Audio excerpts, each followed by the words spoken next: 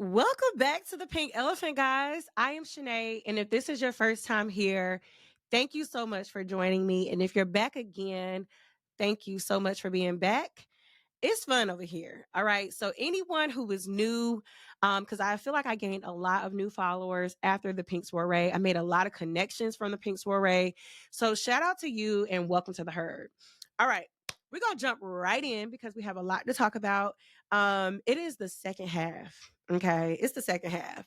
So everything that happened in that first half, that's fine, that's great. But we are now in the second half and we're gonna finish strong. Okay. So we are in June. And so I want to talk about a lot of things today. I got to catch you guys up. I feel like I owe you guys some intimate conversation, and we're gonna have it today.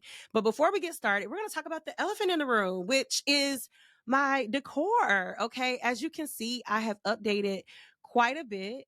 I have added some things to this space, and it feels so good, and it's starting to come together. So I'm gonna show you guys the details of my new additions to this space, and then we'll talk more about some of the specifics. So let's do that real quick. All right, so let's get into this decor. All right, so you guys know I've had this theme is very eclectic, and I really wanted to create the space that just says creativity.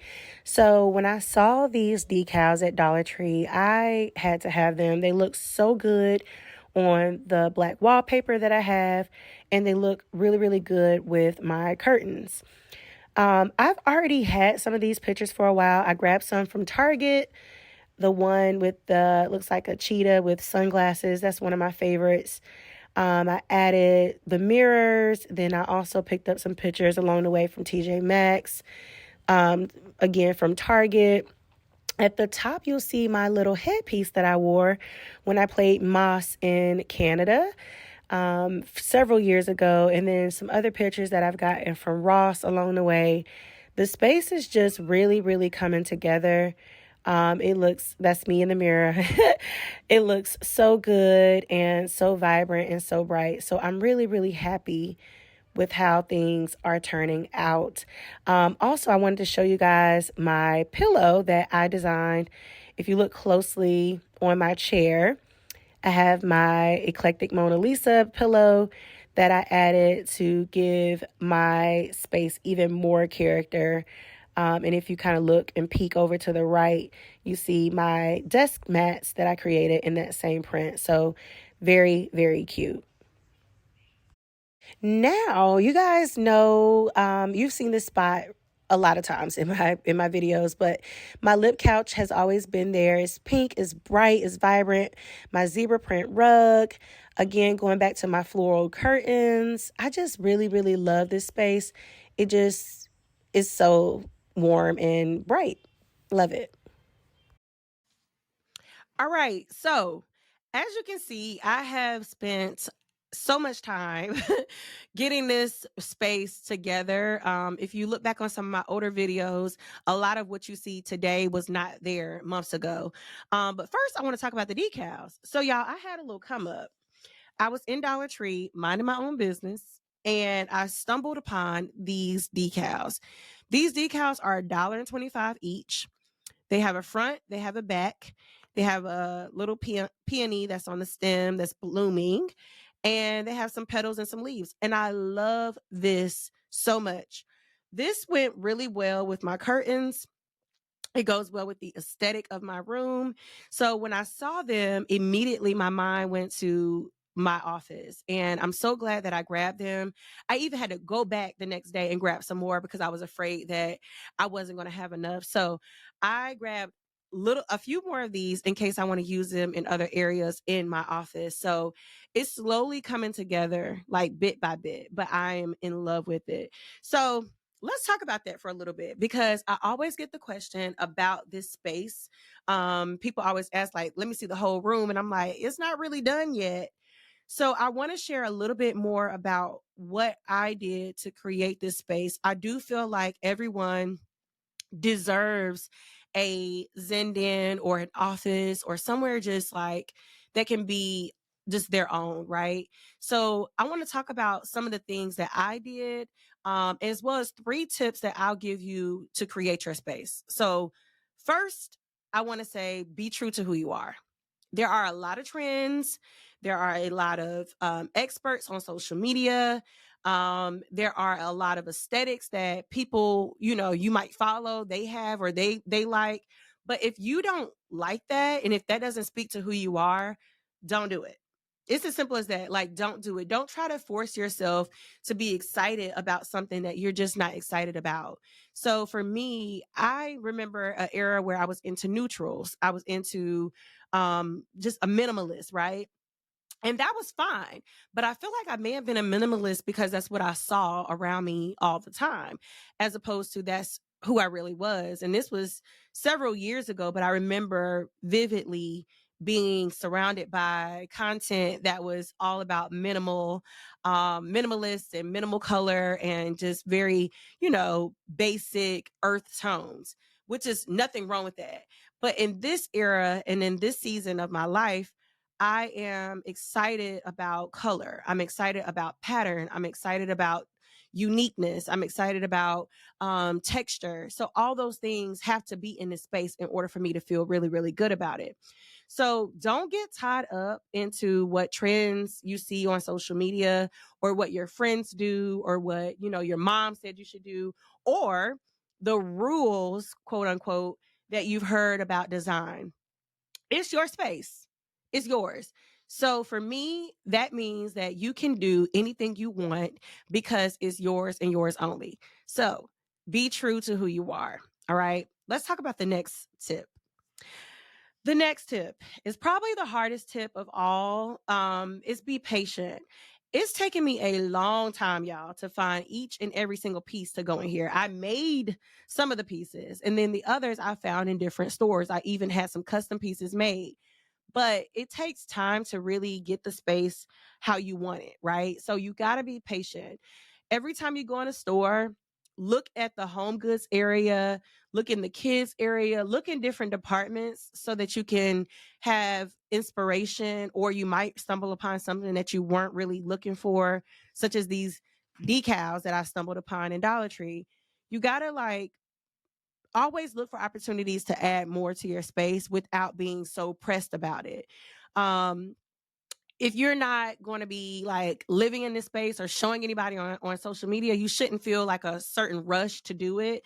It could be like a slow progress or progression over time. And after a while, you'll get it exactly how you want. And if you're anything like me, there's no such thing as ever being done. You always add or take away as time goes on, right?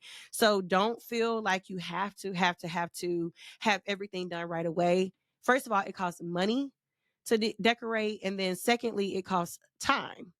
And if you need someone to hang something up, or if you, let's say, just don't have the money right away, it might take time. It might take time. The last point, and the last thing that I will advise you is don't be afraid to pivot. If you buy something and you get it home and it doesn't quite work, that is okay. Like, I want to give you, like, take all the pressure off of you. It's okay. You can definitely pivot to something new, or you can use that item that you bought in a different space. There are so many times that I get something home and it sits forever before I really use it. I'm not advising you to do that, but I'm letting you know that that's only human. It might look like this space in here is just like so professionally done, but at the same time, y'all, I am not a professional decorator. I just know what I like, and then I try to listen to myself when something moves me and when it speaks to me, or have an open mind to what else it could do, right? So these decals, like I said, I was afraid that I wasn't going to have enough of them. So I went back to Dollar Tree to get them. So because I have extras, my mind is thinking about what other ways could I use these? Are there any other spaces in my home that I would use them in? Can I add them to more another area in this office? So you just have to have an open mind. And you got to be able to go with the flow. So don't be afraid to pivot. Don't be afraid to take things back to the store. I know that's like a thing for us. You can take it back. Okay. As long as they're willing to accept it back, take it back to the store. All right. So if you are interested in talking to me one-on-one about my process for creating a space, or if you need advice about how to get started, I have several different consultation services on my website that you can use. Just click, get on my calendar, set up some time to talk to me about what I did, what worked for me. If you need me to kind of like give you some ideas, I can do that. Just think of me as your best friend. Okay. Your best friend that loves to decorate. So jump on my calendar. You can go on my website, thepinkelephantbyshanay.com, to get on my calendar. It's 30 minutes and it's a small fee, y'all. So let's do that if you are interested. All right. So we're going to shift gears now and we're going to get into something that is a hot topic. So let's shift gears. First of all, I want to make sure I'm not alone. Have you guys ever prayed for something so hard? You wanted something so bad and you get it and then you be like, this ain't really what I thought it was. All right. Well, if you have not done that, I'm happy for you, because it's nothing like thinking you want something and then you get it and then you realize you really don't want it. And you asking God to like, please take it back, take it back, take it back. So let's backtrack a little bit. So in 2021, that is during COVID, all right? During COVID, I had my son in July in 2021. And there was an opportunity for me to apply to a company at the time. So I was on maternity leave. My son, I had him in July. I'm on maternity leave. I'm, doing all the things, nursing and being at home with the baby. And then I see a job posting available and or a position available in the job posting on LinkedIn. So I see the job and I realize, wow, this is an opportunity for me to go into big pharma.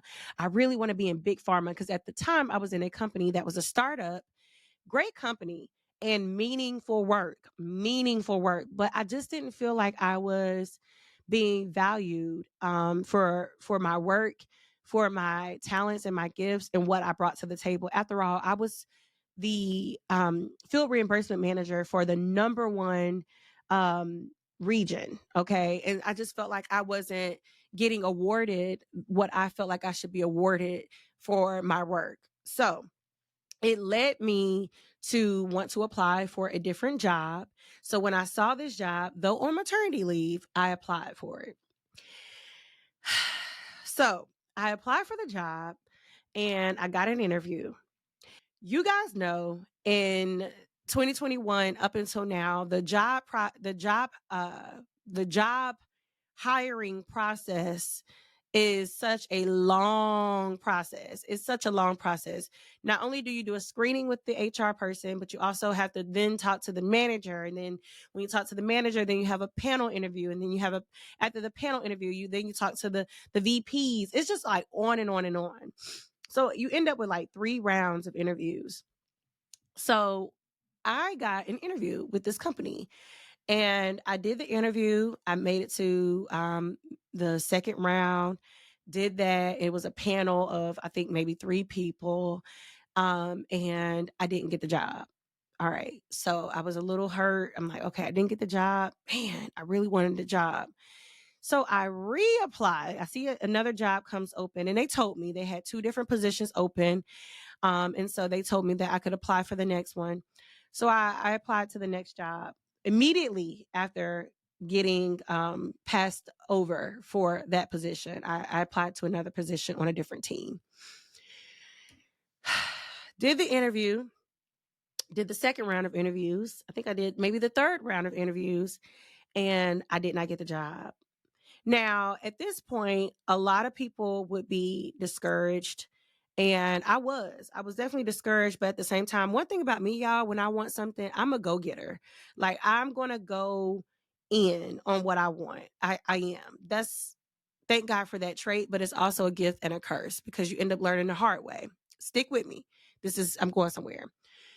So I didn't get the job, and I was like, okay, wow, these are two different positions at this point, back to back, that I've been interviewing for 3 rounds each, and I did not get the job.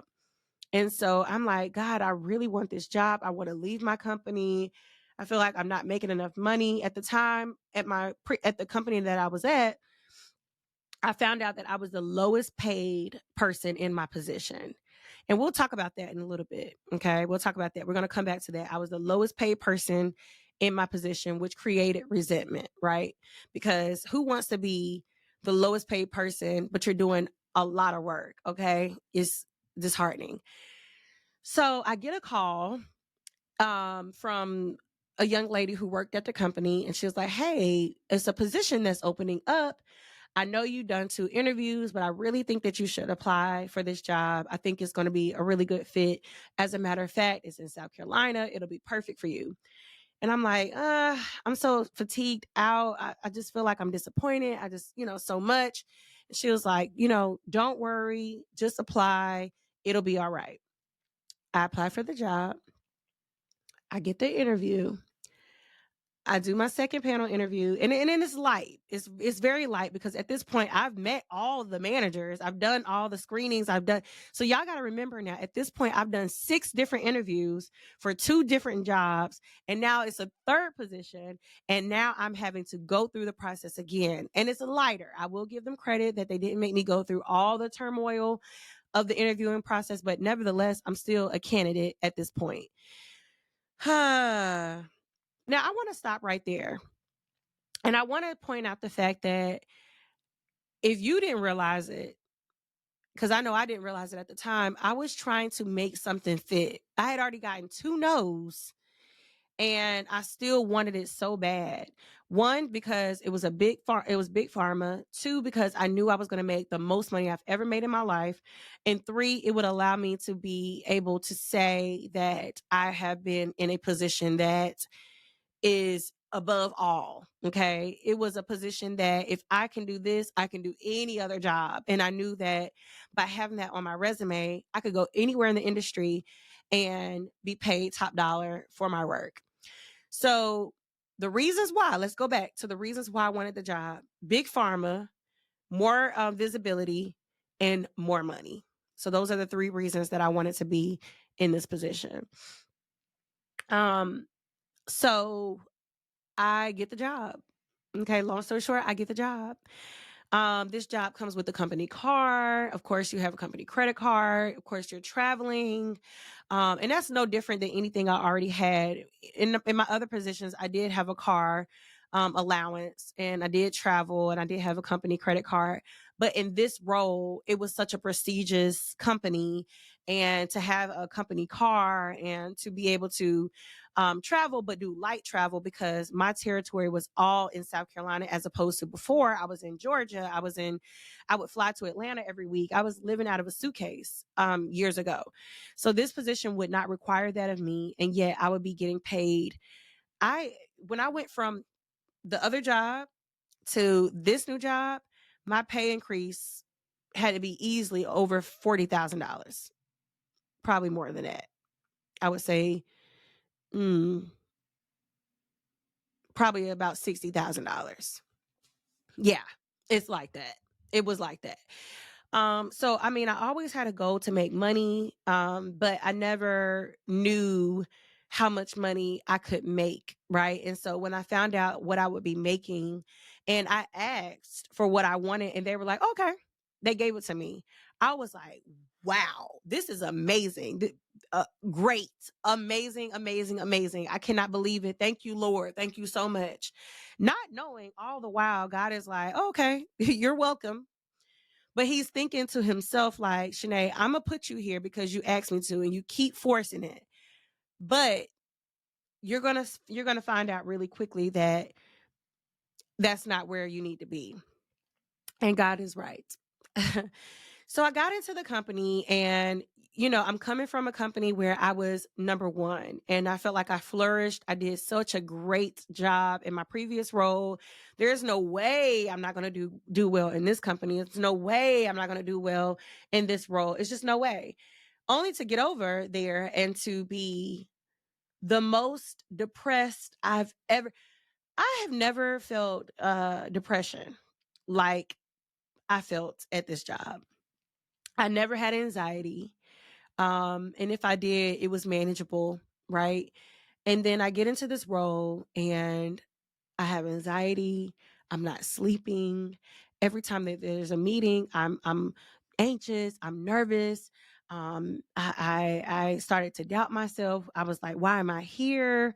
You know, I shouldn't be here at this table.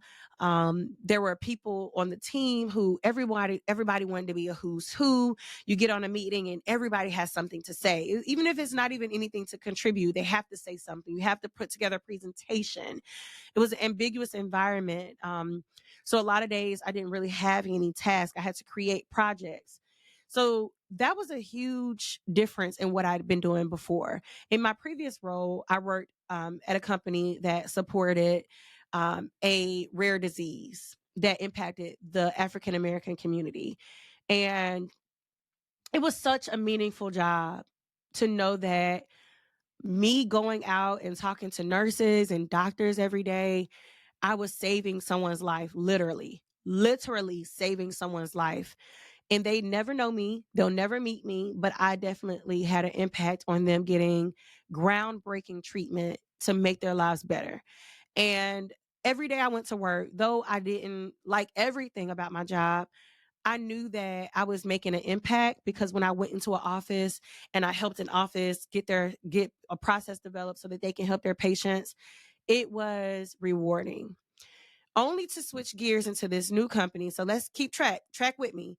I'm making the most money I ever made, well over. I mean, I'm well into the six figures, okay? Just for context. I'm in the six figures. And I'm traveling. I have a company car, brand new. Okay. Nothing like a new car smell. Okay. Brand new company car.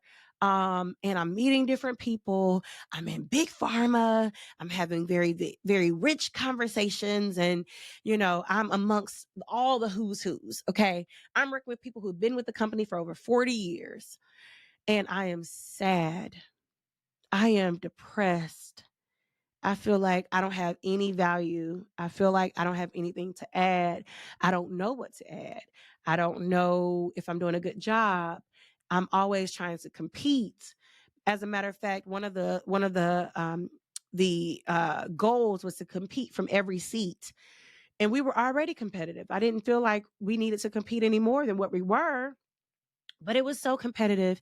And it ended up leading me into a space of just like identity crisis. And I'm like, what am I doing here? And I had to think back and I was like, but Shanay, you asked God for this. You asked God for this because God not only turned you down twice for this job, okay? He basically told you on a written note that this job wasn't for you and you still wanted to do it. So I want to tell you guys that sometimes God allows things to happen for us to help us learn the hard way. All right. You got to be careful about what you pray for. And you got to be careful about pushing God to, let me put it like this. God wants to protect us. He knows what's best for us. And yet we think that we know what we want and what's best for us more than God does. And that is a very dangerous way of thinking because God has already went before us. He's prepared the table for us and he has walked before us. He already knows where we're supposed to be going. And yet we as humans think that we know what's best and we want what we want. So sometimes God gives us exactly what we want just so that we can know and go back to him. Okay, we can know that he is the one and that we can go back to him. So let me jump in a little bit more about this job. I began to start failing at this job. I was working alongside a manager who was a Black woman and a soror. And I couldn't help but feel that she wanted me to fail. I felt like every time I got on a meeting, it was so much condescending tones and I was cut off. It was brashness. It wasn't a space of like, let me mentor you, let me help you. It was always this feeling of, I want you to fail. Like almost like a person that's picking on you because they think that you are inadequate. Okay. And it's ironic because she was one of the managers who had interviewed me for one of the earlier roles that I applied for, and she did not pick me. And so to know that I ended up getting picked by a different manager, I wonder now how that made her feel and if that played a role in her, um, what I felt to be her wanting to prove that I had no business being there. And it really, you guys, like when we talk about trauma and when we talk about experiences in the workplace, I think we sometimes brush past how certain people have the power to influence our experiences for the good or for the bad. And I just remember how I felt working with her and my perception of Black women as managers was, if I wasn't who I was, I would have definitely had a negative experience that would cause me to think differently about women. Okay. But thank God that I am who I am and I have maturity in my way of thinking because I did not allow that to taint the way that I feel about working with Black women.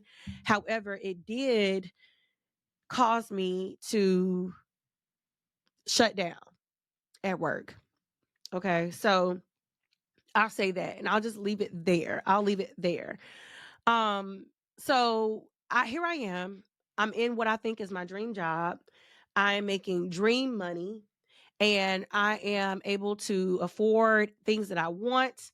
I can pay my bills. I can do everything that I want and need at this point. I'm loving my what the career gave me. However, I'm so miserable. I talked about this before about finding your passion, but I never talked about how I got to that point. So, in my space of being confused and sad and just feeling lost in the job, I will always remember and thank one manager in particular who happened to be a white woman at this company. I told her how I was kind of feeling and I just kind of felt like I was kind of just not making it. I'm not doing as well as I wanted to do. And she told me that I should consider going to the career lab at work. So I set up an appointment. I went to the career lab and I ended up being paired with a Black woman, a career advisor that was a Black woman.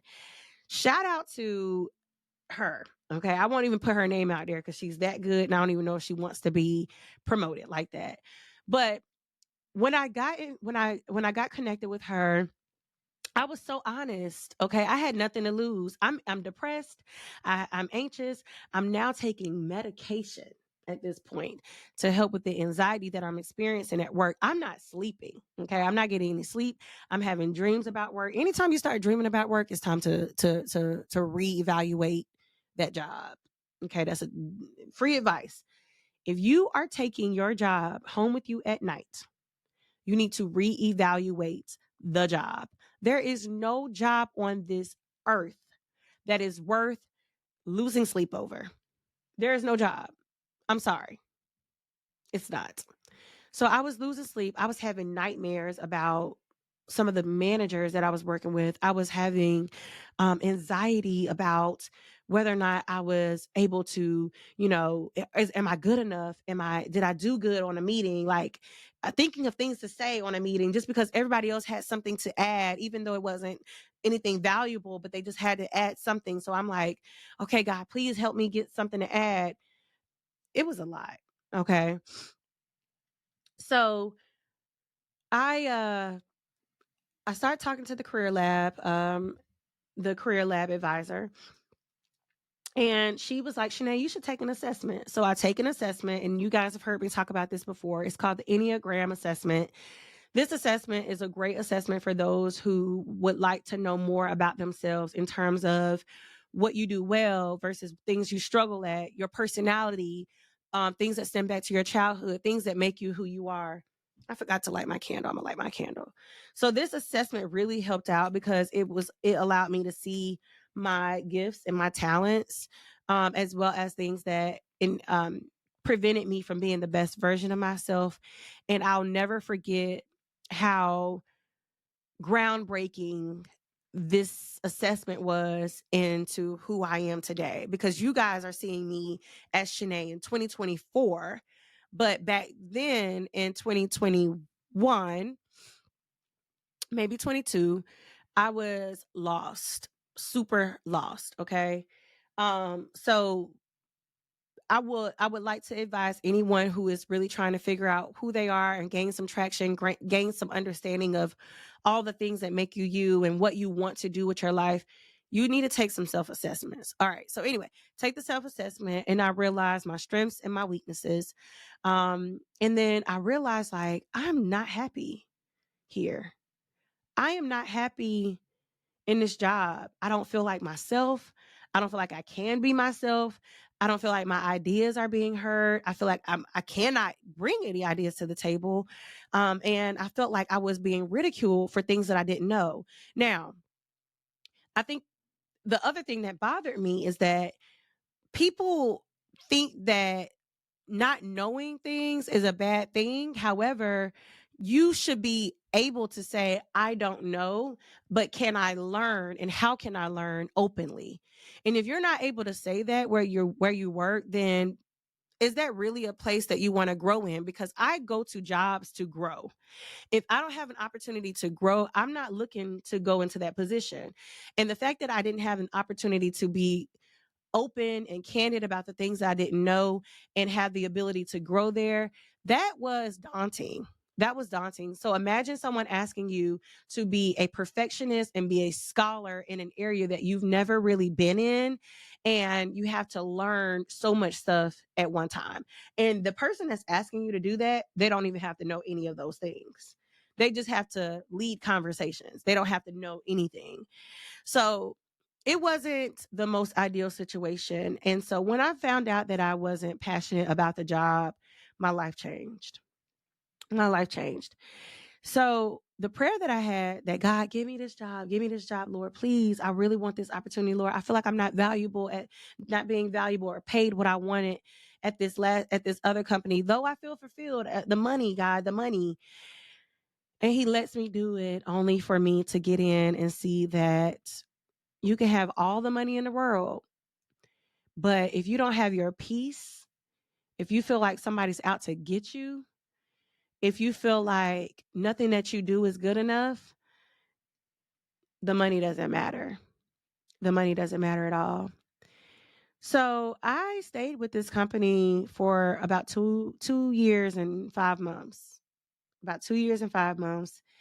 And my hope was that it would get better over time. But while I worked, I found things that made me happy, which was talking, my podcast, social media, fashion. I found ways to connect with other women while working this job. So the thing that I learned by going to the career counselor is that have your job, but also have something meaningful outside of work that you can do and make you feel good. It just so happened that when I got involved in doing things that made me feel good, I realized that was where my passion lied. My passion lied in helping other people realize who they are.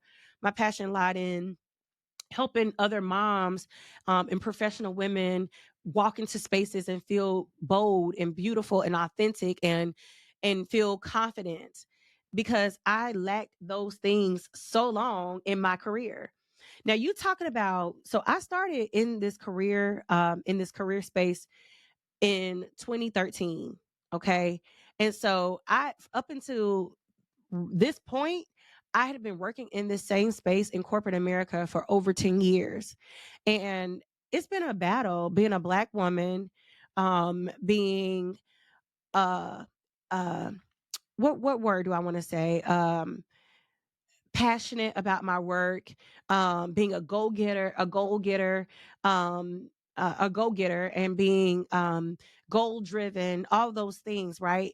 It was it was hard. It wasn't easy to be able to do those things and then to get to that level in my career. And then you get to that level in your career only to realize it's nowhere you want to be. It's nowhere you want to be. I had to take a deep breath because I'm thinking about people who think that money is going to be the solution. And I'm going to be honest, money is great. Money can solve a lot of problems when it comes to things that you have to pay for. But what I've learned is that money is good, but money isn't good if you have to compromise on your peace. And let me say that again.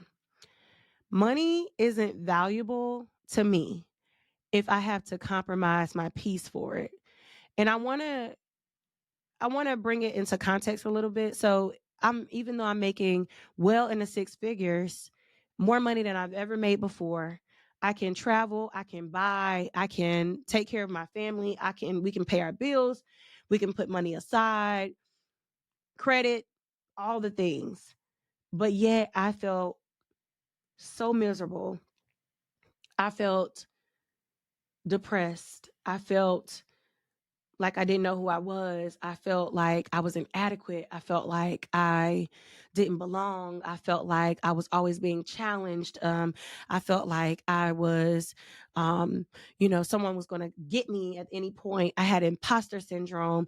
I started having nightmares about different people that I work with. Um, I always felt lost. I always questioned whether I was good enough, whether I was doing enough. No amount of money is worth that. No amount of money is worth that. And one thing that I've learned, you guys, is that money can be made. It doesn't matter if you like collecting stones. Okay.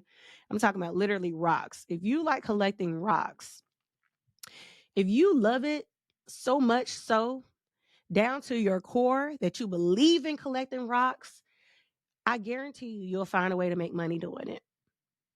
All you need is to connect with the right people who can help you think business minded, have a business mindset, how to invest your money, how to live a certain way. You'll make money collecting rocks. Okay? But what you cannot do is make money at a company and be miserable and still be healthy and be okay. You can have all the money in the world, but if you don't have your peace, you don't have anything. And I knew I'd gotten to that point when I said, God, you can take everything. You can take this job back. You can have this car. God, I don't have to travel anymore. God, if you would just give me peace, I would be thankful. And I remember the day like yesterday because I was talking to my therapist and I was just like, I had the aha moment. I had an epiphany that I don't want to be here. I don't like being in this space that I'm in. I don't like feeling how I feel. I don't like waking up every day and having anxiety about meetings. I don't like questioning whether or not I'm good enough. I don't like questioning whether or not I'm supposed to be here. I don't like it. So if that means I have to give everything back so that I can feel whole and feel myself again, I'll do it in a heartbeat because it's not worth my peace. It's not worth my peace. So I would challenge you guys to think about whether or not you're staying in a place because it feels good and what we like to call in my industry the golden handcuffs, meaning it's got you locked up, but it's just so good. It's so good you can't let go of it. You rather be in jail, quote unquote in jail than let go of all the amenities and all the benefits that you get. It holds you hostage, knowing that you make money, knowing that you travel, know that you have a company credit card, know that you have a company car. Those things keep you in bondage because you feel like you can't get those things anywhere else. But I want to give you guys a little bit of peace of mind. God is so good.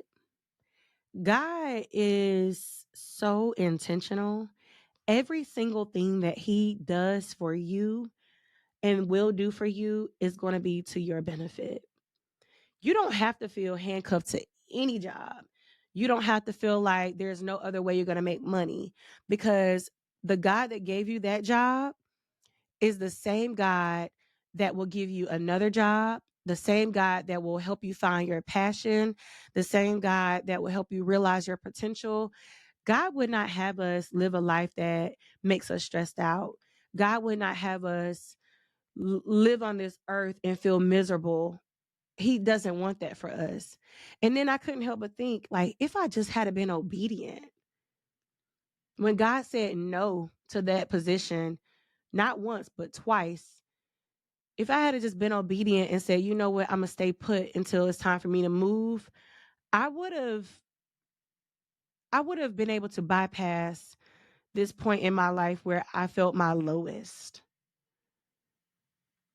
But God is also so gracious that even in the midst of me being disobedient and me asking for something that he did not want for me and him giving it to me, God gave me different people in my lives, the career counselor, that manager who led me to the career counselor, money to be able to afford to buy things that I needed and go places that I wanted to go and see things that I wanted to see, invest in my education, meet different people in the process of being at this company. God is so great that he knew that I needed those things for this next era of my life that I'm going into. And so as I walk into this second half of my life, I'm walking in with lessons about understanding the value of myself versus the value of money. I'm walking in with more connections with people. I'm walking in with more knowledge about um, really who I am and what I want. I'm also walking in with more confidence. And not only that, I'm walking in with a brand, the Pink Elephant by Shanay. I would have never developed this brand if it wasn't for me going to the career lab. And I know I didn't talk about that part today, but that part is important. After I went to the career lab and I did the assessment, I began to think about my passion and what I like to do, and that was talking to people. The Pink Elephant was born. And had I not gone through all the things that I've gone through and been depressed and started having anxiety and then led to the career lab, I never would have had the opportunity to do that self-assessment to find out, what am I really passionate about? What do I really want to do? What really gives me energy and brings me joy? And so I thank God that even though I had to go through all those different things, it led me to this place that I am in now. So now let's talk about this next half. So as we are now in June, I want to officially announce that I will be a full-time podcaster for the Pink Elephant by Shanay. You can catch this podcast every single week. I will be committing to doing lives where you can join me and we can have some good conversations. I am on a quest to learn how to cook, learn how to make cocktails. I want to learn how to sew. I am in this point in my life where I am going to do everything that brings me joy. And I want you guys to be along for the ride. So please, please, please join me. And the way that you can support me is by watching this podcast, reposting this podcast, sharing the podcast with other people, sending in comments and letting me know things you want to talk about. If you want to join me for a conversation, let's do it. Um, all those ways that you can help and you can support me. And last but not least, keep me in your prayers. Keep me lifted up in prayer. Keep me encouraged by just showing up here and participating in the conversations. And, you know, guys, I am extremely grateful for this platform and for this season of my life. I don't know what next season holds, but in this season, it is all about the Pink Elephant by Shanay podcast. So I hope you are encouraged. I hope that this resonated with you. If you've never gone through something where like you regret what you ask God, that is so good. Make sure that you check in with God and be honest with yourself and be honest and transparent with God about the things that you desire. If you ask God for what you want, he's going to give it to you. So if God was able to give me this job that I know I didn't have no business having, if I really am honest about the things that I really do want and I ask God for them, God's going to do everything that he said he's going to do. So be encouraged, be a pink elephant. Okay. Be authentic, take chances, and bet on yourself. That's what I have to say. Do all those things and make sure that whatever you do it authentically you. I will talk to you guys later. Be sure to follow me. If you are not following me, you can follow me on Instagram and on TikTok at the pink elephant _ by Shanay. You can follow me on Facebook at Shanay Pringle. And if you want to connect and if you want to stay connected, go to my website, thepinkelephantbyshanay.com, and subscribe to our newsletters that will be going out later this year. Until then, I will talk to you later. Bye, y'all.